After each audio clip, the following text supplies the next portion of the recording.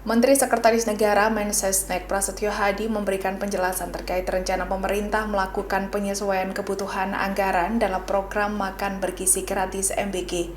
Rencana tersebut juga berkaitan dengan penataan ulang dana intensif harian sebesar Rp6 juta per hari yang diterima setiap Satuan Pelayanan Pemenuhan Gizi SPPG di tanah air. Mensesnek menyebut penyesuaian anggaran akan dilakukan dengan perhitungan yang cermat bersama Kementerian Keuangan dan Badan Gizi Nasional BGN. Prasetyo menjelaskan pemerintah akan kembali mengamati dengan teliti terkait anggaran yang dibutuhkan dalam pelaksanaan program MBG.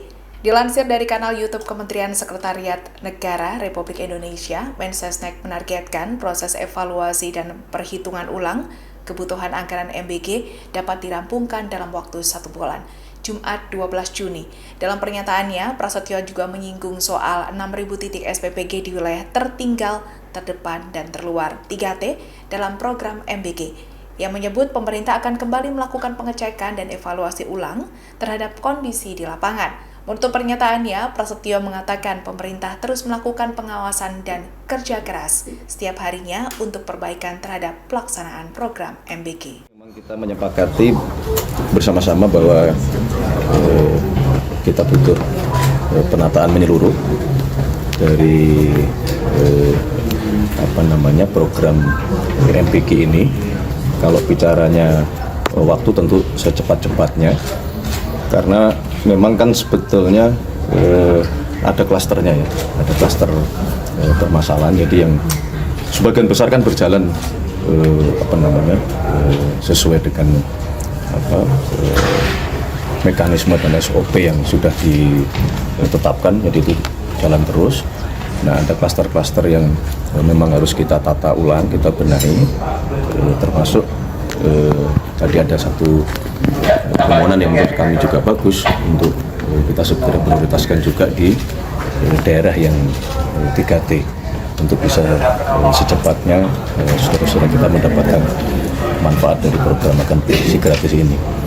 Termasuk juga ada peningkatan yang signifikan dalam 2 minggu ini berkenaan dengan penerima manfaat untuk istilahnya 3B ya, untuk ibu hamil, kemudian ibu yang menyusui, dan balita di bawah 5 tahun. Mas, jadi mohon dukungannya, mohon sabarnya untuk kita kerja keras, kita tata ulang semua. Mas, yang dimaksud dengan penataan ulang ini apakah ketika di satu daerah ada kelebihan jumlah SPPG akan ditutup atau gimana, Mas? Yang dimaksud penataan? Ya pasti salah satunya arahnya ke sana dong.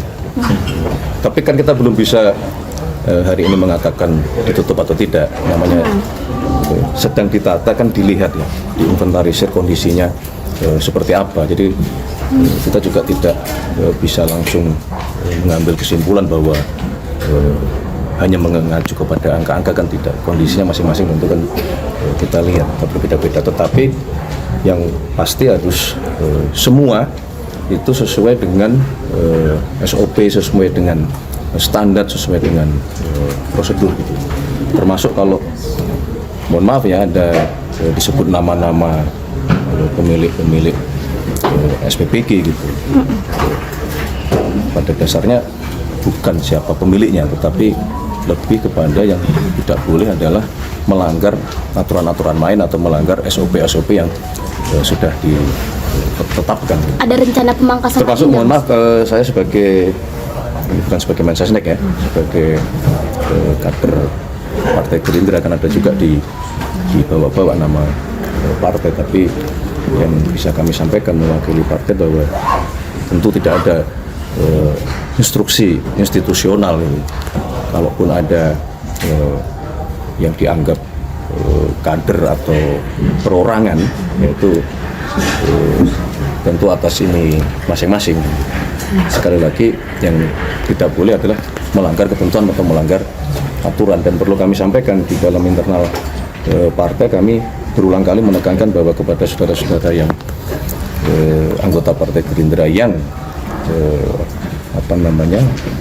memiliki dapur-dapur SPPG untuk harus wajib menjaga kualitas sebagaimana standar yang sudah kita tetapkan. Mas, untuk supplier yang terdampak sama penataan ini kira-kira tindak lanjutnya apa? Ya nanti kita lihat kan baru proses. Dari hasil perhitungan kita meyakini bahwa akan ada pengurangan kebutuhan anggaran dari program makan bergizi gratis ini. Makanya kami minta waktu untuk juga menghitung dengan Kementerian Keuangan maupun dengan BGN. Jadi dari proses penataan nanti akan bisa kita hitung dengan lebih cermat sesungguhnya anggaran yang dibutuhkan untuk program makan bergizi ini totalnya menjadi berapa. Termasuk soal insentif 6 juta per hari ke dapur itu juga akan dipertimbangkan. Semua. Kira-kira target penataan ini rampungnya kapan, Mas? Kita target awal 1 bulan ini harus selesai, ya. Harus sudah selesai. Tapi tentunya kan semua ada dinamikanya ya.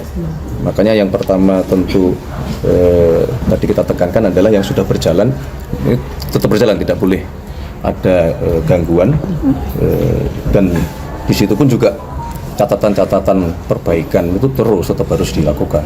Yang sudah baik pun juga harus ada pengawasan supaya kualitasnya bisa terjaga. Kita tidak ingin ada penurunan. Mas tadi disebut pembengkakan ya dari 2.000 ke 8.000 ya Mas, dapurnya tadi ya Mas. Itu penyebabnya kenapa Mas bisa bengkak? Tadi kurang jelas. Bengkak 6.000 titik itu Mas Pras disebut sama Yang di 3T. Istilahnya bukan bengkak. Data yang kita dapatkan seperti itu. Yang dalam proses penataan ke depan itulah yang kita ingin inventarisir apakah jumlah tersebut sesuai dengan yang kita perlukan atau kita butuhkan.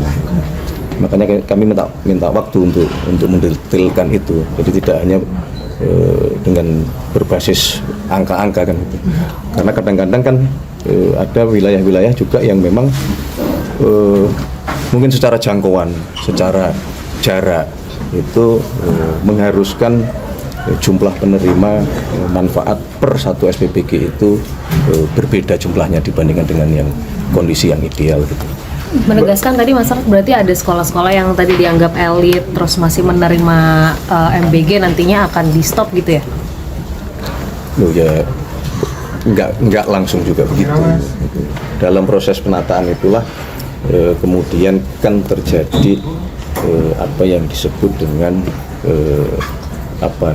kesepakatan atau sebuah sekolah ini masuk apakah ini layak atau prioritas untuk menerima MBG atau tidak, kan begitu. Karena memang sejak awal SOP-nya seperti itu. Mas, nasib yayasan. Jangan bertanya langsung harus nanti langsung stop langsung ini. Mas, nasib yayasan. Jangan sepenggal begitu. Mas, berarti target identifikasi masalahnya sebulan itu atau sebulan udah selesai atau seperti apa ya Mas? Tadi kan banyak ya Loh ya kan perbaikan itu kan setiap hari kan. Ya, kita pasang target waktu itu untuk memacu kita bahwa ini kita harus kerja keras beneran, sesegera mungkin harus selesai kan gitu. Bukan berarti 1 bulan terus baru ngapain, enggak begitu juga kan gitu. Proses pengawasan perbaikan itu kan monitoring itu kan setiap hari.